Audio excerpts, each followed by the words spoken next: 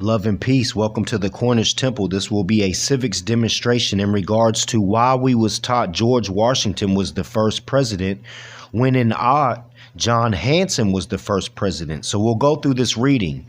It is titled The Difference. The only difference in the first Constitution of the United States, known as the Articles of Confederation, under which John Hanson was elected President of the United States of America in 1781, and the more perfect Constitution of 1789, under which George Washington was elected President, is that the states delegated to Congress under the first Constitution the power to rule, govern, and make certain laws for the whole nation, but reserved the rights to refuse to obey any laws they did not like.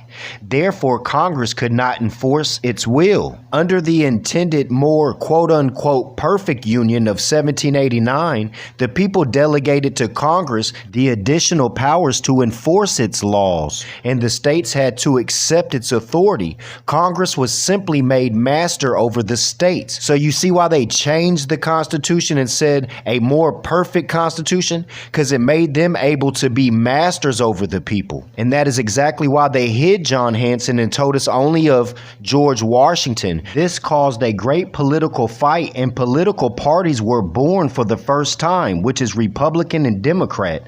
George Washington belonged to the Federal or Rich Man's Party, and Thomas Jefferson belonged to the Republican or Common People's Party. So George Washington, in regards to the Rich Man's Party, is the democracy, which it states here is for the Congress to be masters over the people.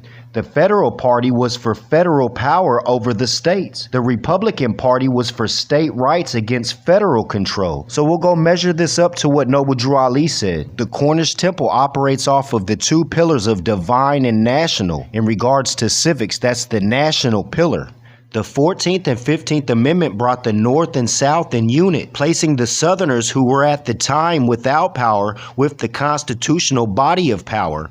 And at that time, 1865, the free national constitutional law that was in force since 1774 declared all men equal and free. In 1776 was the Declaration of Independence, which states all men are created equal and endowed with unalienable rights.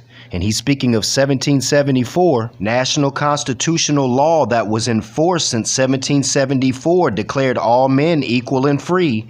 And if all men are declared by the free national constitution to be free and equal, since the constitution has never been changed, so ignorance of the law is no excuse. You have to enforce the constitution that states all men are created equal and endowed with unalienable rights. And at that time, 1865, the free national constitutional laws that was in force since 1774 declared all men equal and free. And if all men are declared by the free national constitution to be free and equal, since the constitution has never been changed, there is no need for the application of the 14th and 15th Amendments for the salvation of our people and citizens. Now, the 14th and 15th Amendment was made by the North and South to cling to the Constitution for body of power. And that's when it was switched up. All the statutes and codes in these days and times come specifically from the root of 14th and 15th Amendment. We just read previously in regards to the democracy,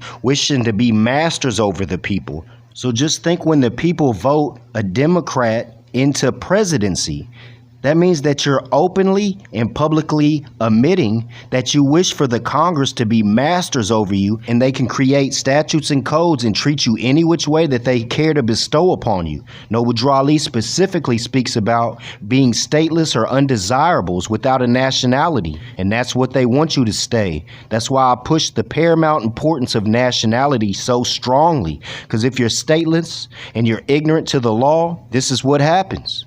I hope you enjoyed the civics demonstration, inspired by the Moor Kush Day. I leave you in love and peace. Islam, Islam, Islam. Shalom, shalom, shalom.